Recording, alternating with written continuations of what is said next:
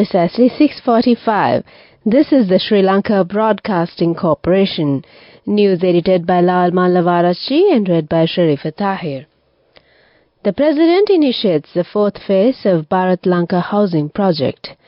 The Food and Agriculture Organization of the United Nations will hold its 37th Regional Conference for Asia and the Pacific in Colombo today. The Prime Minister requests the new appointees to the public service to take special care to avoid unfair decisions. A special committee appointed to discuss demands of health sector trade unions. Plans are in place to finalize distribution of free textbooks at school level by the 1st of March.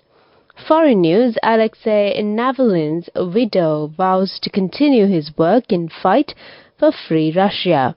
Sports news: Sri Lanka won the second T20 against Afghanistan by 72 runs and clinched the T20 series as well. Local news in detail. President Ranil Wickremesinghe underscored the government's commitment to safeguarding the economic and social rights of the upcountry Tamil community during a ceremony held at the Presidential Secretariat. He acknowledged their significant contribution to the nation's economy and expressed intentions to unite political representatives from the upcountry, transcending party lines, to present collaborative proposals within the upcoming month. The occasion marked the virtual launch of the fourth stage of the Indian housing project Bharat Lanka, aimed at constructing 10,000 houses for plantation sector workers. President Wickremesinghe, along with Minister Jeevan Thundaman and Indian High Commissioner Santosh Jha, virtually unveiled the foundation stone plaque for 1,300 houses across 45 plantation estates in 10 districts. President Wickremesinghe expressed gratitude to India for their support, particularly on the 200th anniversary of the upcountry Tamil community's arrival in Sri Lanka. He highlighted efforts to negotiate land acquisition from estate companies for housing construction and emphasized the government's commitment to advancing education standards within the upcountry. The Food and Agriculture Organization of the United Nations will hold its 37th Regional Conference for Asia and the Pacific at the Hilton Hotel in Colombo.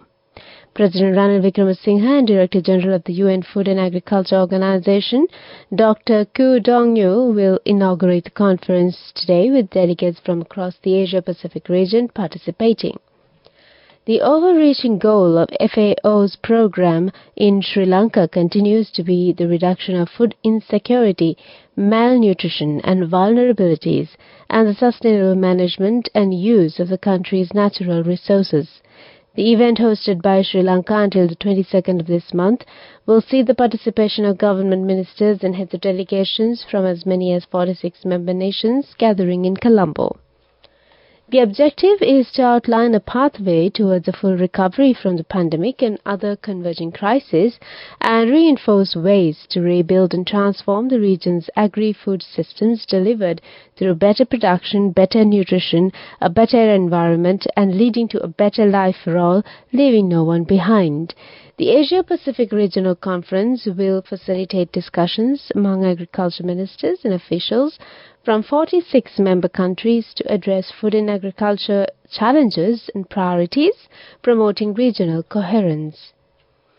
Prime Minister Dinesh Gunawardena requests new appointees to the public service to take special care to avoid unfair decisions in public service and instructed them to work efficiently and quickly instead of procrastinating their duties. He pointed out these facts at the function held at the Temple Trees yesterday to hand over appointment letters to 250 new recruits. They have passed the limited competitive examination in the services of Sri Lanka Administrative Service Grade 3, Sri Lanka Scientific Service Grade 3, Management Service Supra Grade, Sri Lanka Government Librarian Service Grade 3.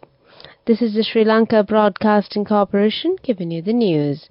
We continue with more stories here at home. The Ministry of Health stated a special committee has been appointed to look into the demands of the health sector trade unions. Accordingly, the committee, comprising of Health Minister Dr. Ramesh Patirina, the Secretary to the Ministry of Health, and representatives of the Health Trade Union Alliance, is set to meet today. The decision was taken at the meeting held between the HTUAA and the Minister of Health yesterday in a bid to resolve their disparities in allowances. Minister of Foreign Affairs of the Islamic Republic of Iran, Hossein Amir Abdullahian, will undertake a two-day official visit to Sri Lanka from today, the Ministry of Foreign Affairs said. He will arrive in Sri Lanka on an invitation extended by Minister of Foreign Affairs Ali Sabri. During this visit, the Iranian Foreign Minister is scheduled to meet on President Ranil Wickremesinghe and Prime Minister Dinesh Gunawardena. The visiting minister and his delegation will hold official discussions with Minister Ali Sabri and Minister of Foreign Affairs at the Minister of Foreign Affairs. In August last year, Foreign Minister Ali Sabri had bilateral discussions with Foreign Minister Dr. Hossein Amir Abdullahian in Tehran. That's local news for the moment. The main news story is brought to you by Sinhala Mahatmya. Education Minister Dr. Susir Premadhanth announced that all school textbooks pertinent to the year 2024 have been dispatched to distribution centres, ensuring complete coverage. Plans are in place to finalise their distribution at school level by the 1st of March. A sum of 12,000 million rupees has been allocated for the purpose. The main news story was brought to you by Sinhala Mahatmya. And on Watchlight, the Ceylon Electricity Board has urged consumers to use electricity sparingly in light of the recent increase in demand and prevailing dry weather conditions. CEB spokesman, Deputy General Manager Engineer Noel Priantha revealed that 46 gigawatt-hours of electricity has been consumed for the month of February thus far. He noted that due to the current arid weather conditions, hydropower generation has been restricted to only 20% capacity. That's on Watchlight. Coming up, World News.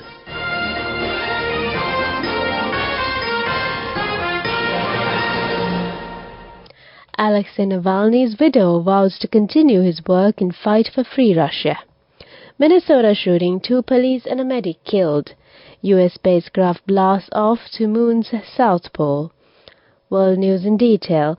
Alexei Navalny's widow vows to continue his work to fight for a free Russia as she meets European ministers in Brussels.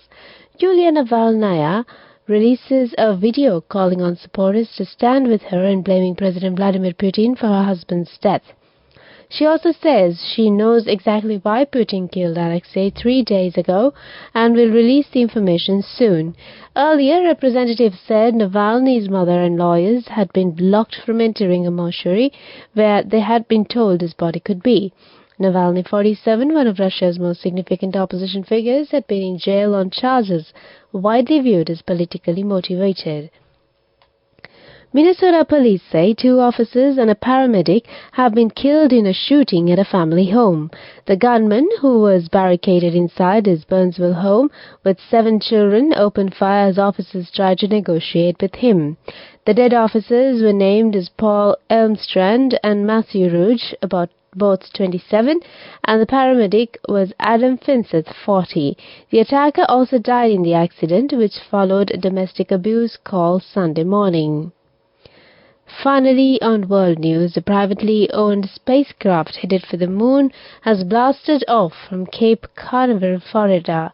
If the spacecraft Odysseus mission is successful, its owner, Intuitive Machines, will make history as the first private company to land on the moon.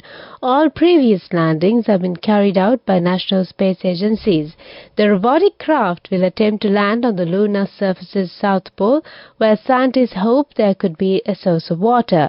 It is the second commercial mission to be funded by the U.S. space agency NASA, as it seeks to encourage private missions to the moon as a way to expand its reach in space. That's World News. Moving on to development news, the South Asia Sub-Regional Economic Cooperation Port Access Elevated Highway project directly linking the Colombo Harbour and the Colombo Port City to the Colombo Airport will be finally opened in October 2024.